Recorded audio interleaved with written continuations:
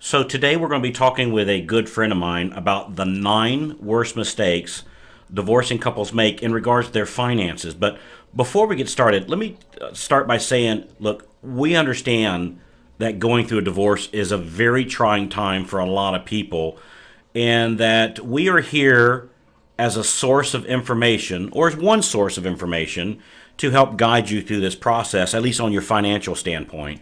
And if you have any questions when we're done, please feel free to contact our team. And we're also going to be giving you some additional resources here at the end of today's call.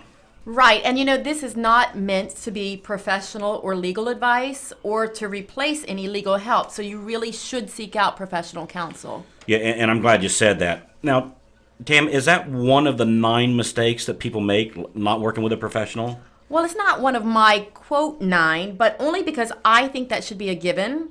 Divorce can be very, very complicated. And in a huge majority of cases, you really need professional help. Okay, well, let's just run down your list here. What is mistake number 1?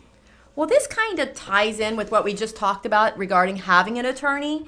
The number one mistake people make is not being prepared for the meetings that they're having with their attorney or another financial advisor. In order for them to help you and to get the best settlement possible for you, they have to have a full picture. And not providing the necessary financial documents that you need or trying to hide things from them is only going to make the proceedings go a long, long way, and it wastes their time and your money. So be as organized as possible so that they don't have to dig for information. Well, that sounds easy enough. Well, you'd think so, but it's a really emotional time, and sometimes we just don't think straight when we're upset. Okay, so mistake number 1, not being prepared when you have your meetings with your professional people. So what's another mistake? Well, another one is not establishing your own credit. You really need to start building your own credit so that you can begin living on your own. As soon as you can, separate as many as your unsecured accounts as you can. These are like your credit cards. Okay.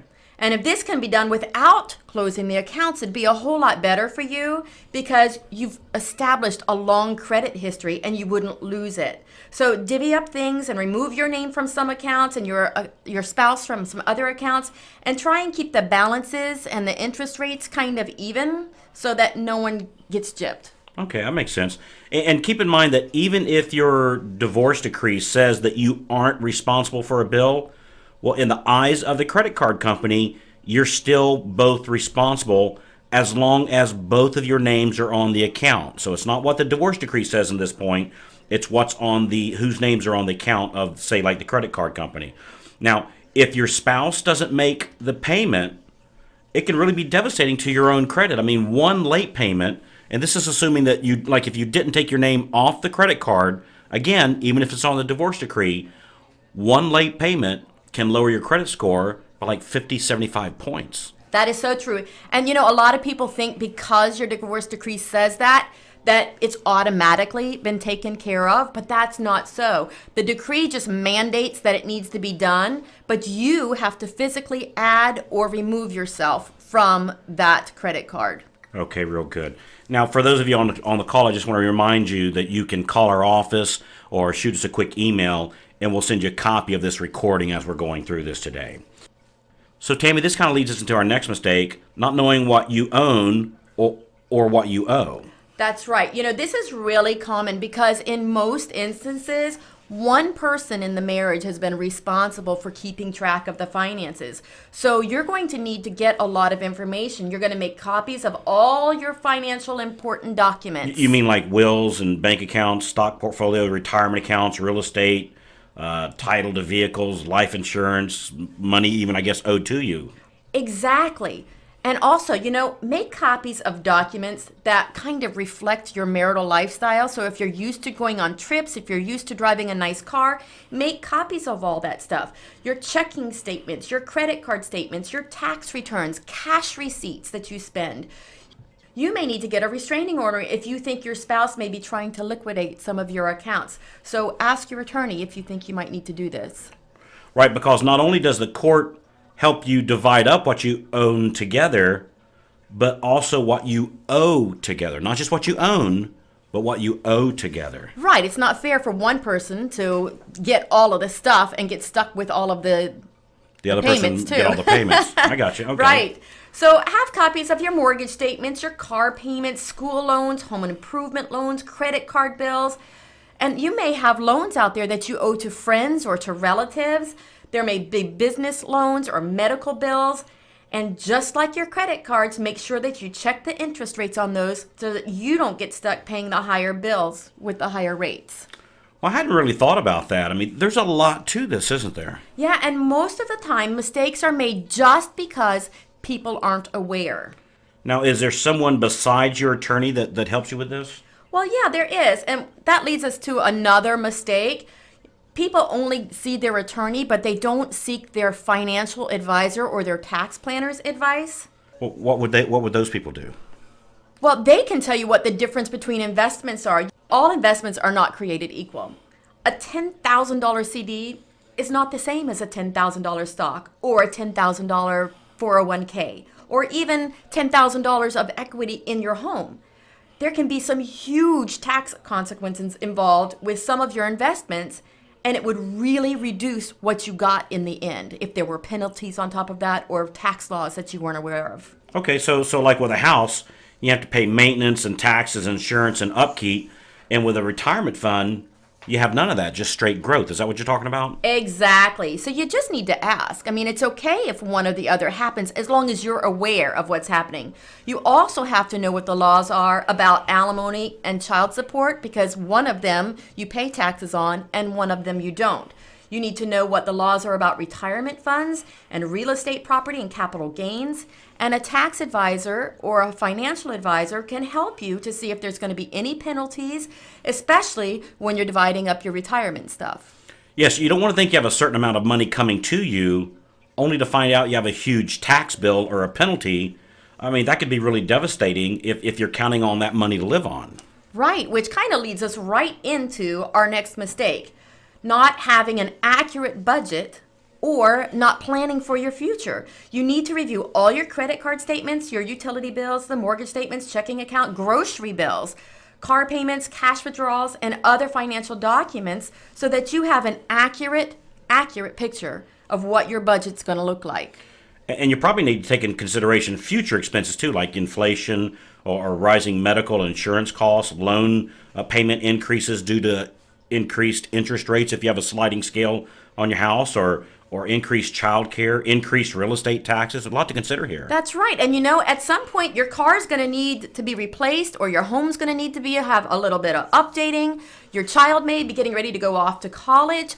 All of these things matter. So it's very critical that you understand what's happening today as well as what's going to happen in the future. So what's the best way that someone can make sure that they can pay for these things as they happen besides having income of sorts?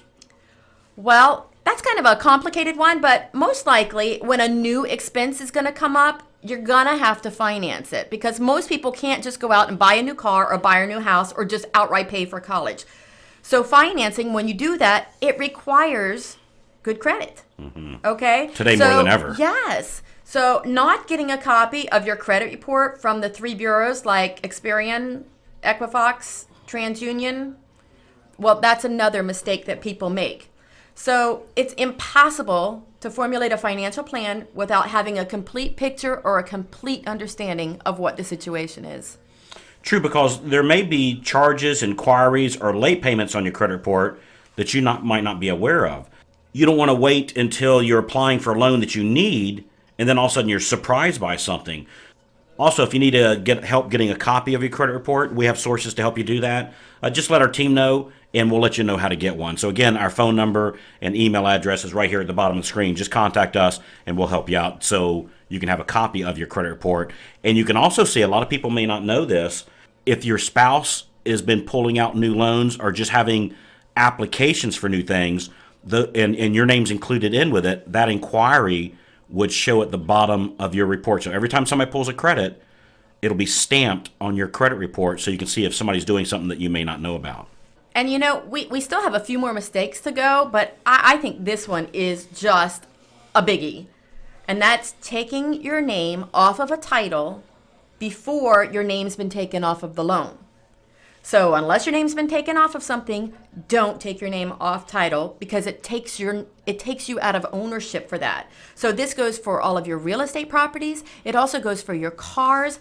And people don't think about this, but boats, motorcycles, other vehicles that you have. So leave your name on the title until your name is off the loan for it.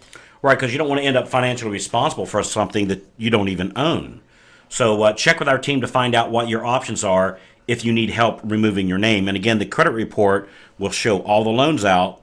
So let's say if there's a boat loan on there, you want to make sure that your name is left on the title until your spouse moves that over to their name or into yours or whichever way it's doing. So that's a good point. Right, and don't sign something like a quitclaim deed or anything that's like that until you've checked with your attorney and your financial advisor. Don't sign anything until you check with your attorney and your financial Right. planner. Yeah, that's good advice.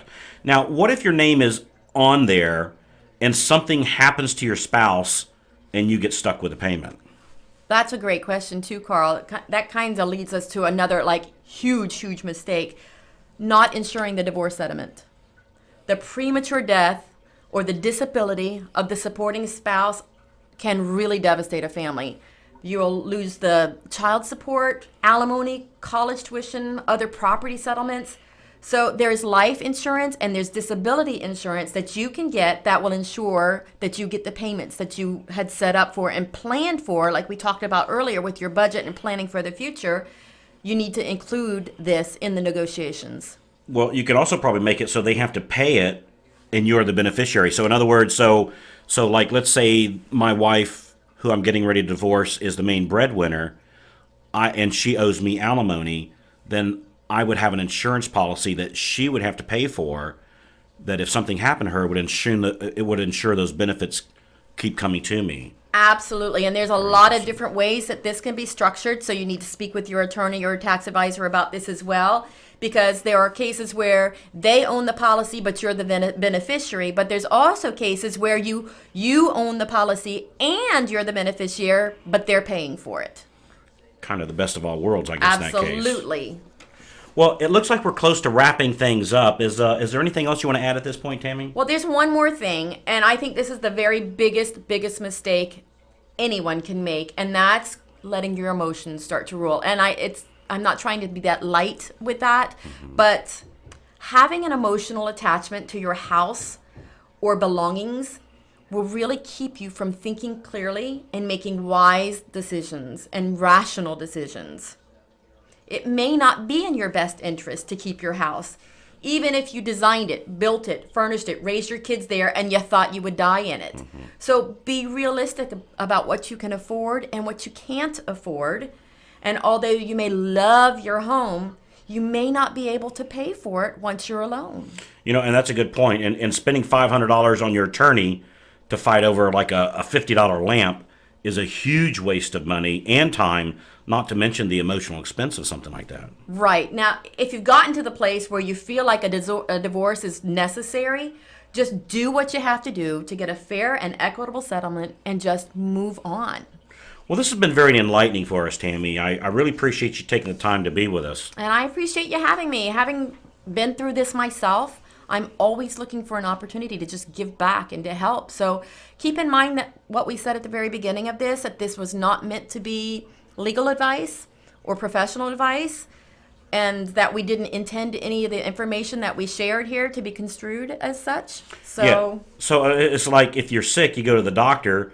If you have a toothache, you go to the dentist. And if you need divorce advice, you go to a divorce attorney. Yeah, absolutely. And which none of us on today's call is an attorney at all. Right. So we're just providing good information. So we appreciate that.